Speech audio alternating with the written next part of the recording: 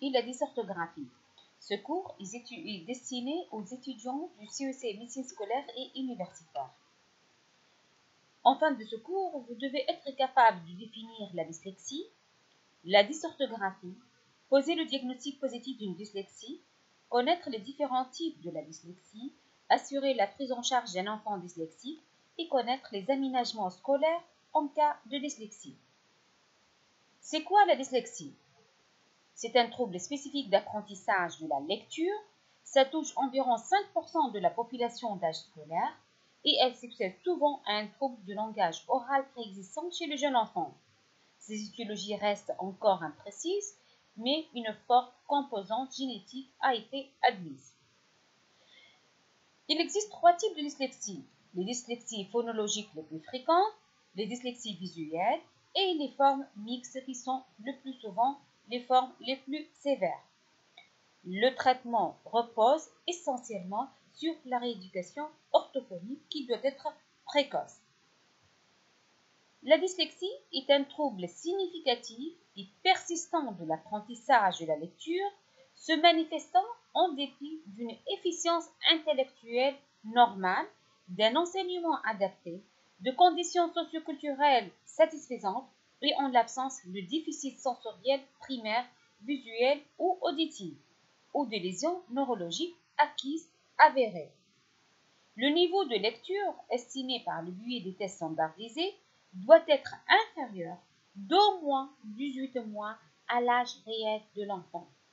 Ce trouble est durable puisqu'il gêne l'enfant pendant toute sa scolarité. Quelle est la définition opérationnelle? Donc, la dyslexie, c'est un trouble spécifique de l'apprentissage dont les origines sont neurobiologiques. Elle est caractérisée par des difficultés dans la reconnaissance exacte et ou fluente des mots, ainsi que par une orthographe des mots et des capacités de décodage limitées. Ces difficultés résultent d'un déficit dans la composante phonologique du langage inattendu par rapport aux autres capacités cognitives.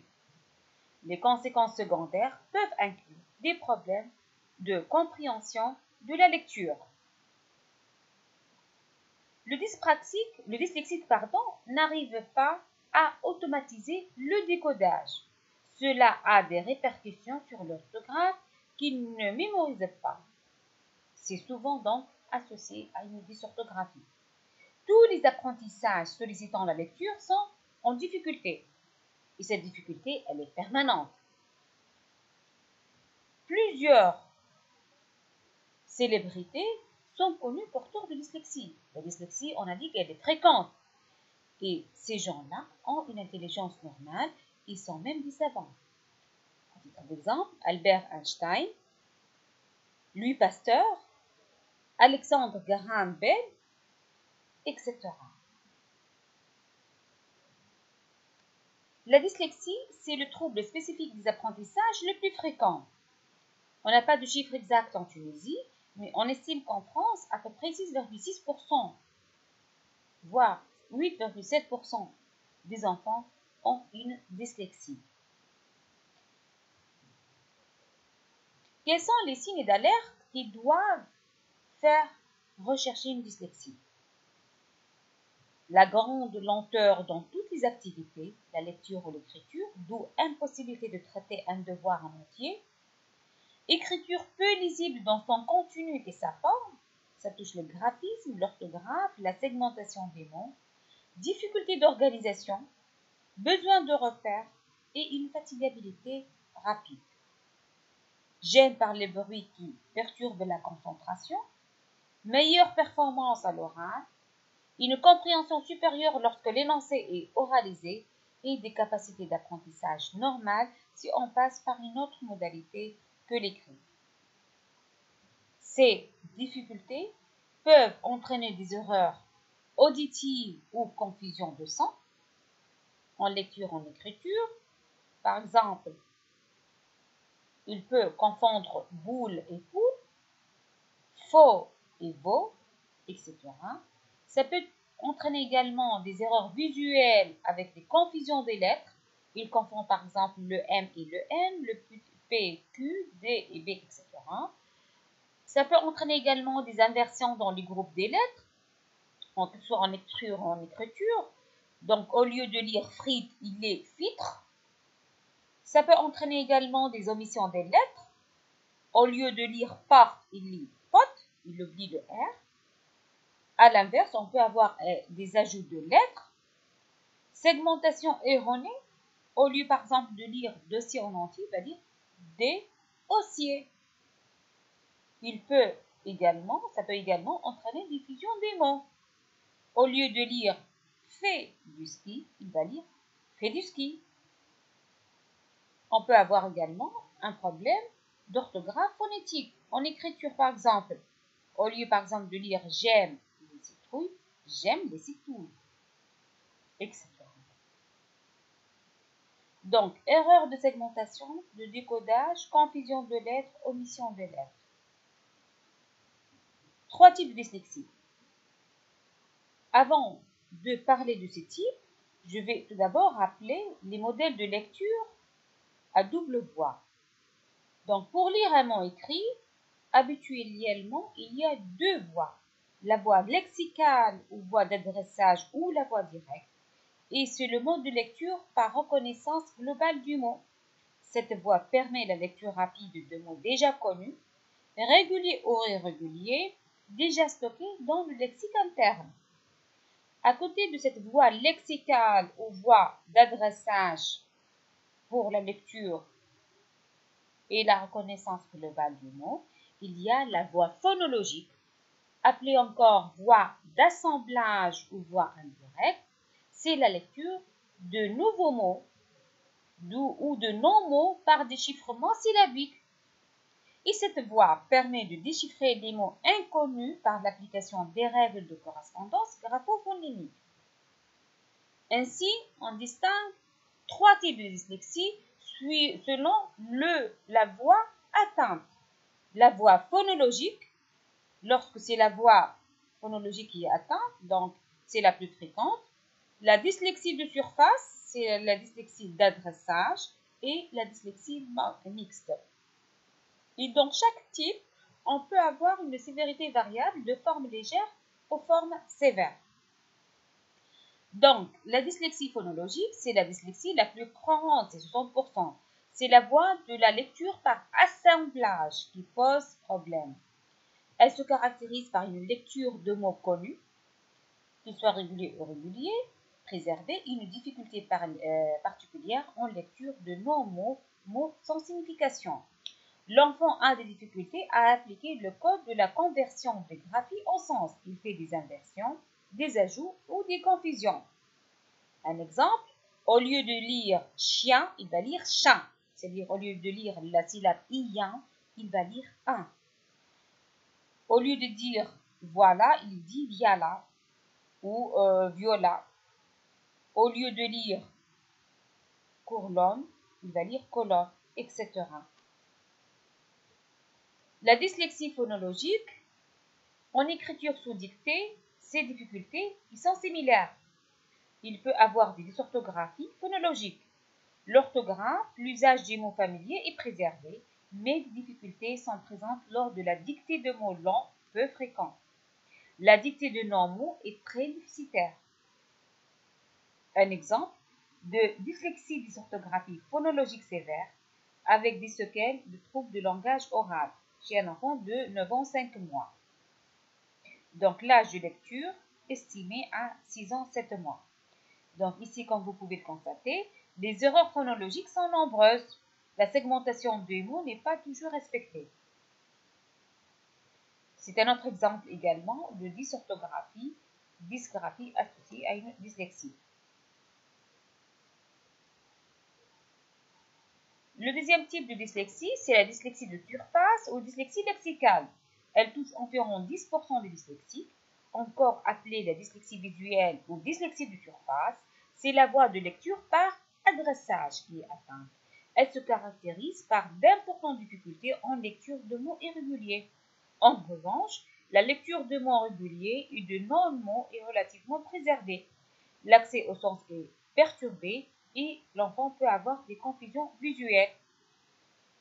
Elle s'accompagne d'une dysorthographie des surfaces et les erreurs produites concernent l'écriture des mots irréguliers, la séquence produite respectant la forme phonologique du mot, mais non son orthographe. Femme écrit femme, monsieur écrit monsieur, etc. Encore un exemple d'une dyslexie dysorthographie de surface sévère chez un enfant âgé de 11 ans 10 mois. Finalement, troisième type, la dyslexie mixte, elle concerne les deux voies de lecture et ça concerne environ 30% des dyslexiques. Quel est le bilan à demander face à une dyslexie?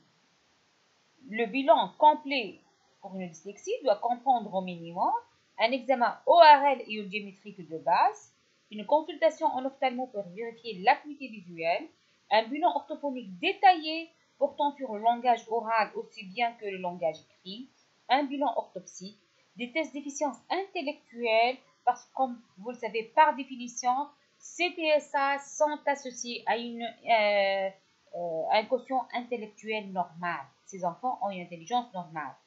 Et il est utile d'y ajouter un avis d'un psychologue ou de psychiatre selon le cas en fonction du contexte.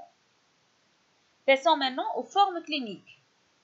Malheureusement, les formes pures sont peu fréquentes. Sur le plan pratique, ce sont des formes complexes associées à d'autres troubles et notamment à d'autres dys. On peut avoir un retard de langage de parole, trouble du schéma corporel, trouble de la littéralisation, trouble de l'orientation temporo-spatiale, des troubles psycho-affectifs, des troubles anxieux, une phobie scolaire, un syndrome dépressif. Les syndromes dépressifs et les troubles anxieux, c'est parmi les troubles associés à la dyslexie. Ces enfants peuvent présenter des troubles du sommeil ou de l'alimentation. Ça peut même aboutir à une obésité, une tristesse, un désintérêt et un refus scolaire. Et il s'agit souvent de troubles dépressifs réactionnaires. L'état dépressif diminue encore les capacités d'apprentissage et le faible estime de soi à l'origine de cet état dépressif est souvent en rapport avec la représentation que l'entourage se fait de l'enfant. Elle peut s'associer également à des troubles déficitaires de l'attention avec hyperactivité. Ce trouble est classiquement constitué de l'association de trois symptômes: instabilité motrice, impulsivité et troubles attentionnels. Environ 25% des dyslexiques présentent un trouble déficitaire de l'attention avec hyperactivité. La dyslexie peut s'associer également à une précocité intellectuelle avec un QI supérieur à 130. Des capacités intellectuelles élevées permettent à certains enfants dyslexiques de compenser leurs difficultés sans être vraiment aidés grâce à des stratégies personnelles et de passer ainsi au travers du dépistage et du diagnostic de la dyslexie jusqu'à un âge relativement avancé. Et les compensations se produisent alors au niveau du collège, en classe de 5e ou 4e, avec un effondrement du résultat scolaire et des troubles dépressifs sévères.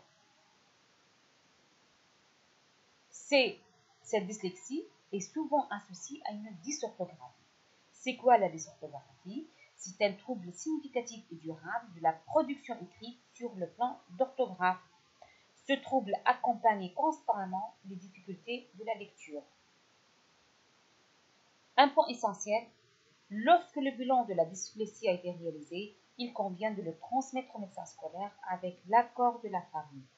Pourquoi? Parce que ça joue un rôle d'interface avec le milieu enseignant. Il est le mieux à même de conseiller les équipes pédagogiques. Il est le maître d'œuvre lorsqu'il peut mettre en place les programmes spécialisés d'intégration prévus par l'éducation nationale. Finalement, on arrive au chapitre prise en charge des enfants dyslexiques. Cette prise en charge, elle doit être précoce. Elle est pluridisciplinaire. Elle associe plusieurs acteurs, l'orthophonie, le psychomotricien, le neuropsychologue, l'enfant, sa famille, le médecin. Elle est basée sur une rééducation orthophonique intensive et prolongée, avec un encadrement familial, aménagement scolaire, renforcement des points forts et prise en compte du vécu psychologique de l'enfant. Quels sont les principes de l'aménagement scolaire? Plus de temps. Habituellement, on ajoute 30% du temps alloué aux épreuves, photocopie claire et complète, lecture et reformulation des consignes, éviter la lecture à haute voix, diminuer la quantité de leçons, utiliser les différents moyens de mémorisation auditive et visuelle, élaborer un support visuel, des tables de multiplication, les règles de grammaire, etc. Lors des examens, il faut permettre les devoirs tapés à l'ordinateur, ne pas tenir en compte des fautes d'orthographe, ne pas pénaliser le manque de soin et privilégier les interrogations orales. Ça, ce sont des exemples d'examen, d'évaluation demandés ou faits pour des enfants qui souffrent de dyslexie. En conclusion, la dyslexie est un trouble spécifique d'apprentissage de la lecture, souvent associé à une orthographie. Il est primordial de dépister ce trouble précocement et le diagnostiquer précocement afin de permettre une prise en charge précoce. Cette prise en charge peut être adaptée également et ça va donc être associé à un aménagement scolaire afin de permettre à ces enfants une scolarité proche de la normale. Merci.